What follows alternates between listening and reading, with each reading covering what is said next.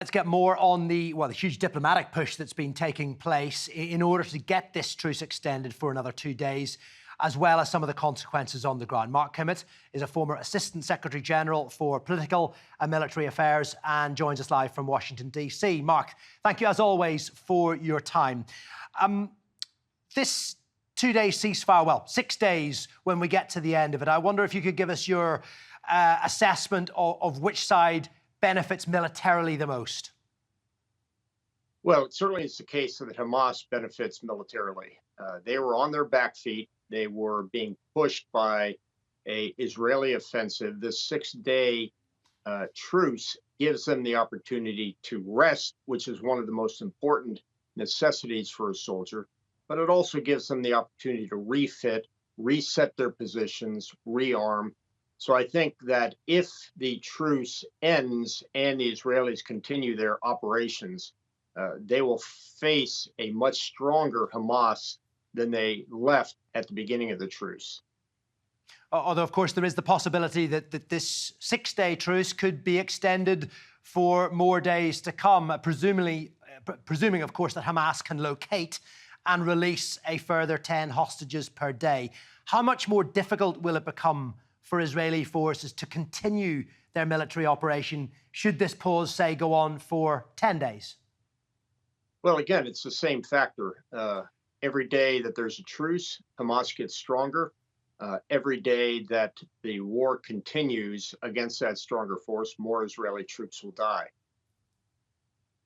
I meant more in terms of the international reaction, Mark, and the international pressure that's building on Israel to pause their military activities with the hope of a more permanent ceasefire. Well, I understand that. I'm flabbergasted and just don't understand the one-sided reporting.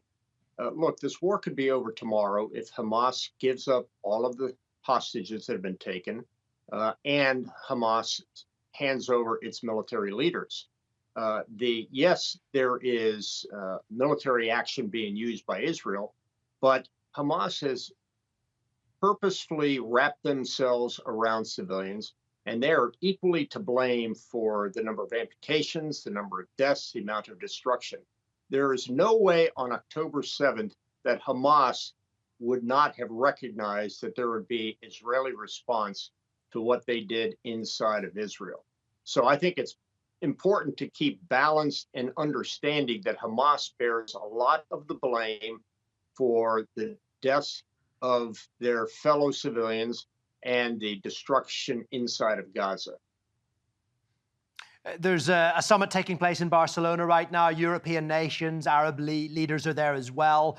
They're trying to put together some sort of plan for a more permanent political solution. I mean, if I had to get you to look into your crystal ball, Mark, look ahead by, let's say, a year, how do you think Gaza's going to look after all this has died down? Do you think Hamas will have any role in the running of the enclave? Well, I certainly don't believe that the Israelis will allow Hamas to have any role in running the enclave, and neither will Fatah, the PLO, coming out of the West Bank. I would expect that there will be some sort of organization that comes in from the United Nations for a period of time.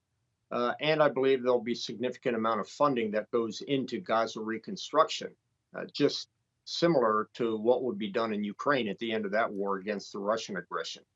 So, crystal ball, I believe there will be some level of stability inside of Gaza. There will be rebuilding. I do not believe that Hamas will be allowed to continue to rule the situation. I believe there's a role for the UN, and the UN will probably take the lead in governance. And very briefly, Mark, just more immediately, the US has certainly been patting itself on the back for the diplomacy that it has taken part in to achieve this current 2-day extension. The Biden administration seems particularly pleased about that. I mean, how much credit does the US deserve here? Clearly, Qatar, Egypt, and Israel are also factors in this truce. Yeah, I don't think that the United States has ignored the role that Qatar and Egypt, and to some extent even Turkey, has played in these ceasefires. But I don't think that would have happened with any success on the Israeli side unless there was U.S. leadership being provided and the driver for this for these truces. So there's a lot of credit to go around, and it's not just the United States that should take the credit. Okay, Mark, we thank you so much, as always, for your analysis. Appreciate you coming on the programme. Mark Kimmitt there, former Assistant Secretary of State for Political and Military Affairs.